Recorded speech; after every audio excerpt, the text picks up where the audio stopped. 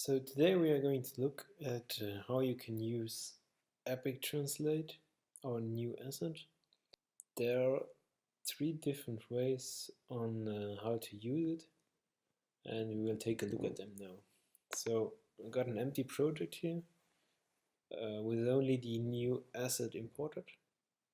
As you can see, it's all here in the folder structure. There you have the documentation. And you basically do not need to take a look at this at all. The first thing you should do when importing the asset is go here to Tools and open the wizard and set your default language. This defaults to English, but you can pick any of these. These are all the supported languages. The limitation to these languages comes from Unity. It's not our choice to limit it only to these languages. So maybe there will be other languages in further updates, but we will see. So we set this to English or whatever you want. And then we are basically all set to get started. So the first way to use it is the graphical way. If you add or already have a text object, UI text object in your scene, you have the basic script here that's attached by default, and now you will see here a new script was added called EpicTranslate. There you got your default language already, which has the same text as above, and now you can start adding different languages. So let's start by adding German and French. Yeah, there we go. And you can see these are not translated, so they get this specific tag here. So if you start the game now, you will see the text will be translated with hashtag not translated because you did not translate it yet. So if you start here, let's say hello, and then you add the German translation, hello, and the French one, bonjour. And now you see the English one here because it's a default language. And then you see the translation because my PC is set to German. If I would set it to French, it would show bonjour ici. So yeah, that's basically it. The first way to use the script. You can see this local translation here. That's if you have multiple objects, like if we duplicate this now. I'll show you this quickly. These are two different objects here, like this. Okay, so you can see here we got two objects, and if we change this here to goodbye, you will see the translations disappear. These ones are still hello, and if we are setting it back to hello now, you will get them back to, because this is now saved as a translation and it will be used everywhere. So if you're using hello anywhere, it will be translated to the languages you saved here. But if you're ticking the local translation here now, it will not use the global one. So now we say hello here and we will translate it with something else. Now you can see where are we?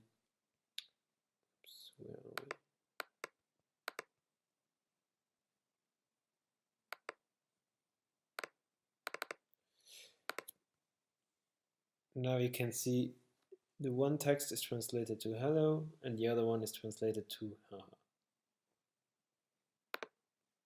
If we now untick this one again, you see the old translation comes back. So yeah, this is the first way to use it.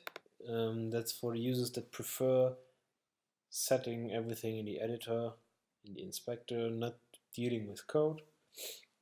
And if you're more interested in setting text by code, there are several ways to do so too. So let's get started by creating a new script.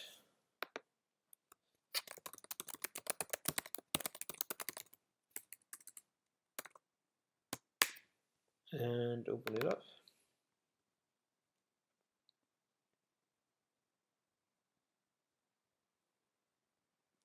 So first of all, let's create a field for the text object.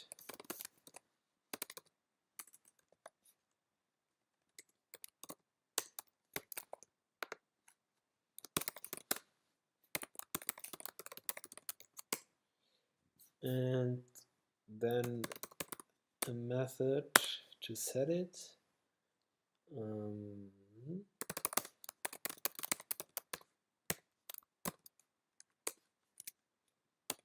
Okay, so now when you imported EpicTranslate, the original text object here was extended by a new method called translate. So you can simply go ahead and call my text object dot translate and say, and write your text in here. So now, if the game is started, goodbye will be translated to the language the system is using, if there is a translation. If not, it will be saying not translated. So let's add a button here.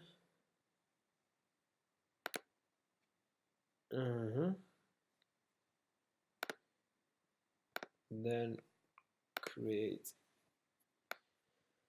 a callback for it. Oops. There we go. Set text.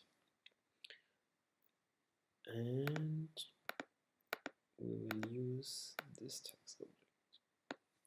So let's take a look. Now if we click button, it says not translated because we did not translate goodbye yet. So in order to translate it now, you will have to go to the wizard, check the languages you want to export, and choose your file format. If you are using XML, you can use a text editor or whatever you like to edit it. And if you're choosing TS, you will be able to use QT Linguist, which is a great program to deal with translations, and I show it to you now. So we will pick TS and export the selected files.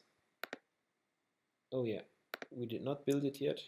So if you are using EpicTranslate by code like this, you got to build the project first in order to be able to export the translations. So let's build it. Whatever.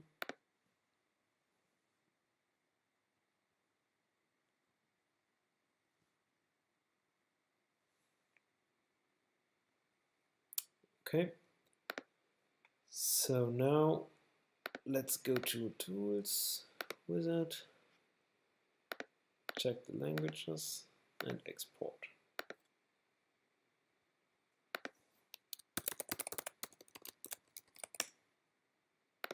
Okay, there we go. Next, start up QT Linguist.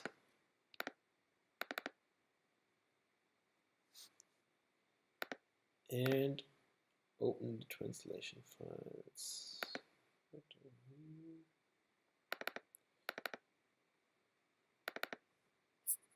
Now the great thing about QT Linguist is you can pick multiple languages at once and it will display them like this to you. So now you got all words used in your game and you got the different translations here. So new text is not translated yet, so let's do that.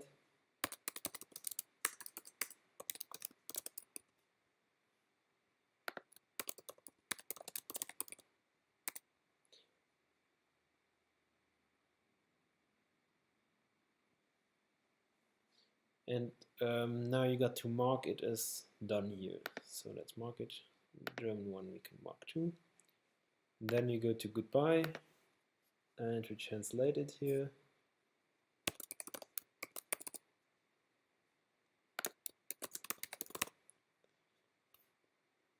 Okay, and it's done. So save the files again, save all, close QT Linguist, and then we can import them back in. Let's pick these. There we go. And now, if we are running the game, it says tschüss. So that's the method number 2 to use it.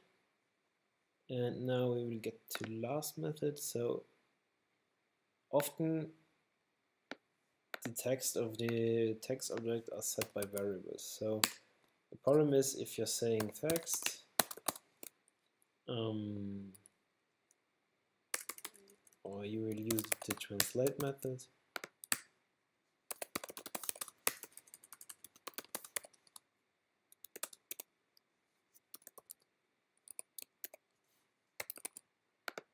And you say translate a.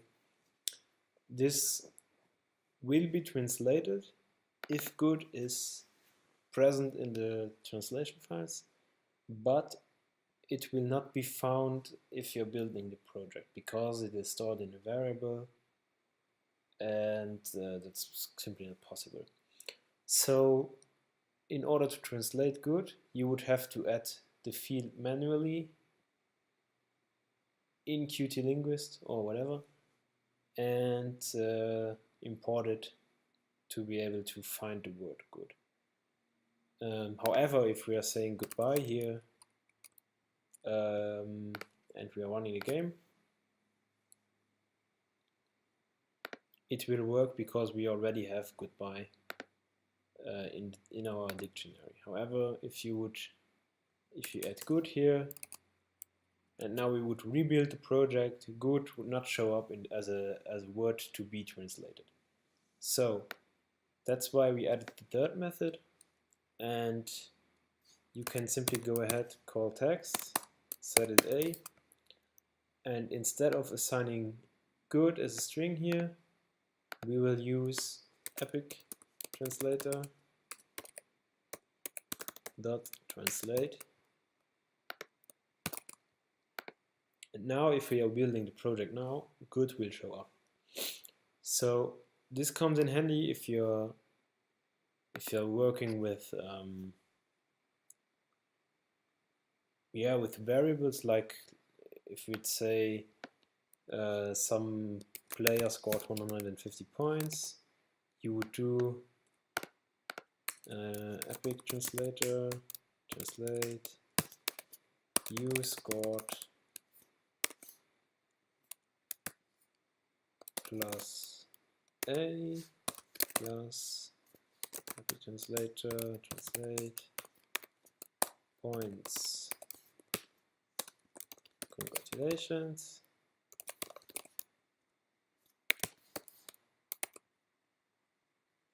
So now, if we go back to Unity, rebuild the project,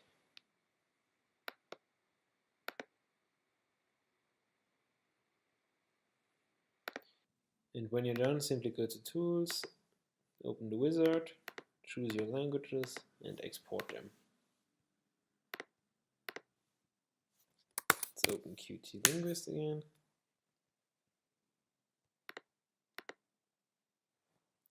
Open them up, and there we go. Fill it out.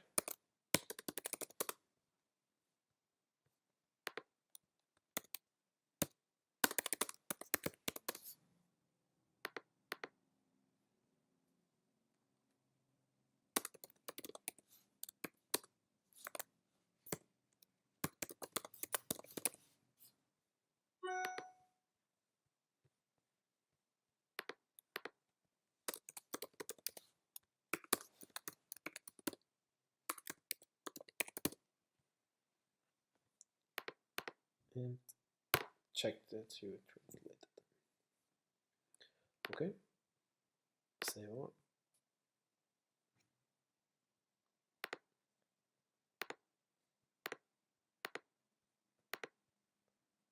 Import them.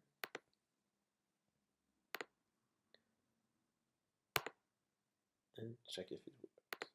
There we go. That's it.